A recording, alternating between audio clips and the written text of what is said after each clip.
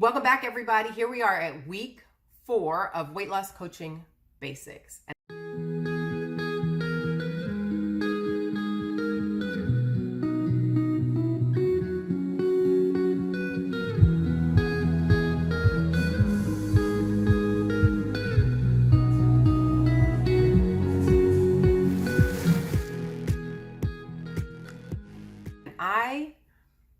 I'm so excited. This one, I just love this topic because we make this one the reason why we don't lose weight. Like, some of us have actually figured out that this topic is a problem for us. We've decided it is.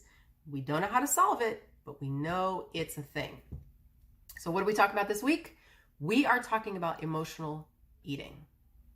Now, I want to talk about this because I feel like it's not as bad as we think it is. I know some of you who've been reading and researching and learning and thinking about emotional eating are like, yeah, it is a problem. That's not right. But here's the thing. Emotional eating is actually all eating. We are not, like cows who graze on grass, who eat one thing, pretty much. They eat other things because we feed them other things, but cows that are just living out in pasture pretty much just eat grass, right? And so they're just working to fill up the space that's empty in their stomach. Like, they're just trying to get enough fuel in to run their bodies. And so humans pretty much don't function that way around food. We have reasons why we eat the things we eat. Now, you might choose to make yourself, it's springtime, you've been to the farmer's market and they had some beautiful veggies and you decided, oh, I'm going to make this beautiful salad and some grilled veggies on the side. And, if you eat fish, you might put a piece of salmon on there, or you might slice up a piece of chicken or something like that.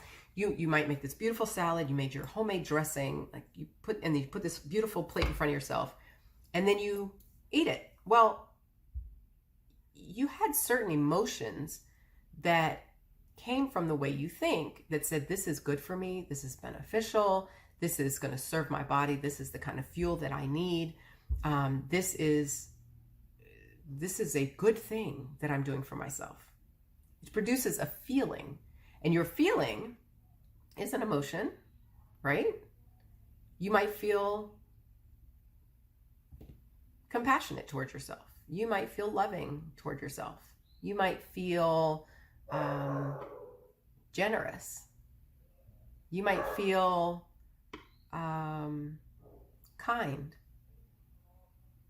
To know that you can do something good for yourself by making yourself this food. You might also decide to eat because you are staring down the barrel of a deadline at work. Like, you've got this report that has got to be done.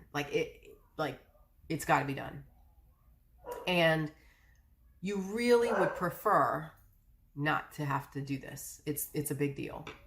And so, interestingly, at that moment when you should be sitting down at your computer, you remember that there's this really, there's a bag of chips in the pantry and it is calling your name. And if you just took a minute to sit down, you would feel so much better if you could just have some of those chips. And that, you're not hungry. It's just that seems like a really good idea. It gets you away from having to do the thing that you don't want to do. That emotion, that avoidance, that dread, eating the chips makes that emotion get smaller for a minute. It just, while you're acutely in the moment, you can push that emotion down by sitting there crunching on some chips. Another good example, when I'm looking down the barrel of a long night in the hospital, and I could be up 24, 30 hours before I get sleep again. And I don't love not sleeping. Not my favorite. Now, I've worked on how I think about it over the years, but, feeling tired isn't really one of my favorite. So I can start to feel self-pity. Like, it's just not right. I just don't want to be up all night, and I don't think it's fair, and I could be doing something else, and I don't want to, like, wham. I definitely go there. I go there, for sure. So then I think, well, you know what might make that better? Chocolate. I deserve chocolate because my life is hard. It's so much stress. There's so much, I don't get to sleep. I got to be up in the middle of the night dealing with these difficult, challenging situations and sick people who need help. And instead of thinking anything else, like I get the honor of taking care of people, or I'm equipped for this, I'm trained for this, all kinds of thoughts that I can choose. Instead, I think this isn't fair. I don't want to do it. I think I better eat chocolate to feel better.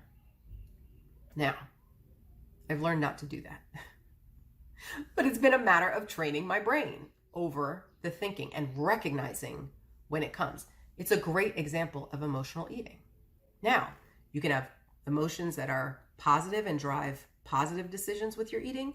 You can have emotions that drive negative eating. You can have emotions that drive you to eat when you're not really hungry to make emotions go away. Or you can have emotions that drive you only to choose to eat as fuel when you're actually hungry and when your body is calling for food. It's all emotional eating. So, all that being said, it's not always that easy to sort it all out in your own head by yourself. And that's okay, because that's what I'm here for. If you would like to work with me as your weight loss coach, or on any real goal that you're trying to get to, maybe you're trying to get to healthier eating. Maybe you've figured out, I don't want to eat like the way I eat anymore. I want to eat like this, but I don't know how to get there. Or some other goal that you have in mind that you need a coach for, I can help. Email me at drandreachristianparks@gmail.com and we'll set up a consultation so we can see if we want to work together. All right? I can't wait. Next week is our last week on weight loss coaching basics. See you then.